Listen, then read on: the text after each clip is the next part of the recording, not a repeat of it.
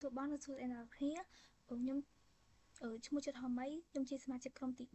3ហើយក្រុមរបស់ខ្ញុំមានសមាជិកដូចជាចិត្តហមីខ្ញុំលងឈុនហួរសុផាតាំងឆៃអៃសុភ័ក្រសុធារនីនិងផេងលីមីសម្លៀកបំពាក់ជាច្រើនដែលយើងមិនត្រូវការទៀតគឺមានតម្លៃសម្រាប់អ្នកដទៃការបោះចាកសម្លៀកបំពាក់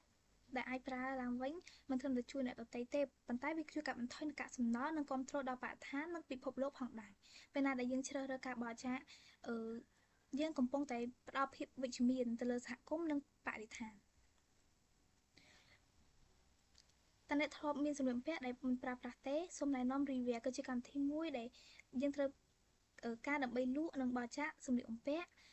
អ្នកអាចលក់ឬក៏បោះចោលសម្លៀកបំពាក់របស់យើងបានយ៉ាងងាយស្រួលរីវាគឺមាន app ដែលមានភាពងាយស្រួលសម្រាប់អ្នកដែលចង់បង្កើតនូវប្រាក់ចំណេញពីសម្លៀកបំពាក់ផងដែរដែលជាសម្លៀកបំពាក់ដែលមិនទាន់ដែលមិនបានប្រើប្រាស់ឬក៏យើងធ្លាប់ប្រើប្រាស់ហើយមិនត្រឹមតែជួយរកប្រាក់ចំណេញទេវាជួយកាត់បន្ថយនូវកាកសំណល់និងគ្រប់គ្រងដល់បរិស្ថានពិភពលោកចូលរួមជាមួយនឹងរីវាដើម្បីចាប់ផ្ដើមលក់និងបោះចោលសម្លៀកបំពាក់របស់អ្នកនៅថ្ងៃនេះអឺ នេះគឺជា content សំខាន់ដូចខាងក្រោមគឺចាប់ផ្ដើមដោយការណែនាំអំពី review និងគោលបំណងរបស់វាបន្ទាប់មកនិយាយអំពីបញ្ហាដែលអ្នកប្រើប្រាស់ជួបប្រទះនិងដំណោះស្រាយដែល review ផ្ដល់ឲ្យហើយយើងនឹងកំណត់អតិថិជនគោលដៅអ្នកណាដែលត្រូវការ review តម្លៃដែល review ផ្ដល់ឲ្យការស្រាវជ្រាវទីផ្សារអត្ថប្រយោជន៍ដែល review នឹងទទួលបានការវិភាគទៅលើដៃគូប្រកួតប្រជែង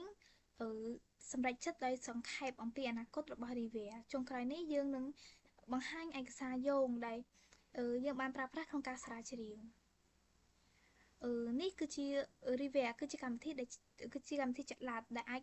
ដែលមានគោលបំណងពិសេសក្នុងការលក់និងបោះចាក់សម្លៀកបំពាក់ដែលបានប្រើប្រាស់កម្មវិធីនេះមាន interface ដែលផ្ដល់ភាពងាយស្រួលប្រើ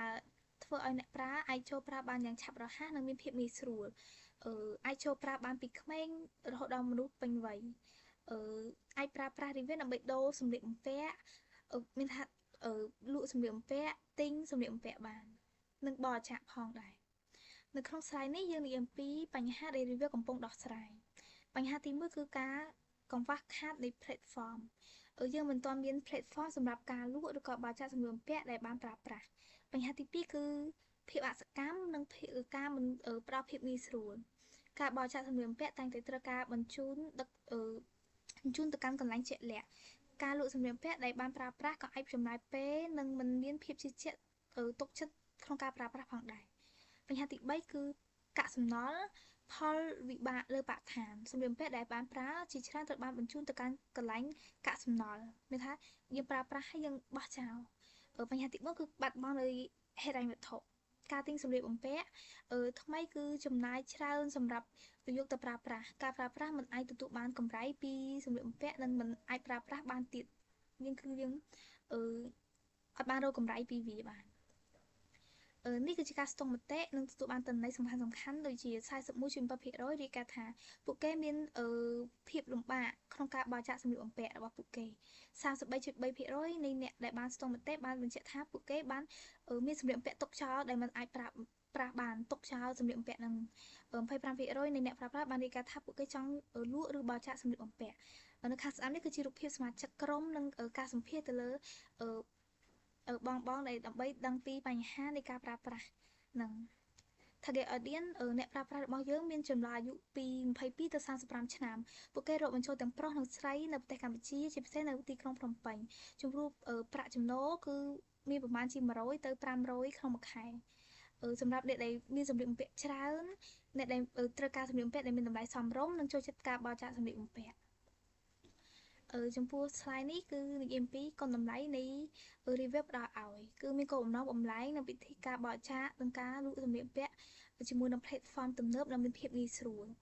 ផ្ដល់ទៅលើសុវត្ថិភាពនិងភាពជឿជាក់កម្មវិធីហ្នឹងគឺជំរើសការតាក់ទងទៅលើសុវត្ថិភាពការទូទាត់ដែលមានសុវត្ថិភាពពិនិត្យមើលប្រតិបត្តិការទាំងអស់ជាសុវត្ថិភាពហើយផ្ដល់នៅបទពិសោធន៍ដែលងាយស្រួលសម្រាប់អ្នកប្រើប្រាស់ជួយសន្សំផលចំណេញប្រើប្រាស់ផងដែរអ្នកលក់អាចរកប្រាក់ចំណេញទៅលើការដូរចុះបញ្ជីទៅលើសម្លៀកបំពាក់ដែលបានប្រើប្រាស់ខណៈពេលដែលអ្នកទិញអាចរកឃើញជម្រើសនៃតម្លៃសមរម្យនៃគុណតម្លៃខ្ពស់អាចទិញដែលមានតម្លៃសមរម្យដៃគូប្រកួតប្រជែងយើងគឺមាន Foxel Ecoring និងខ្មែរ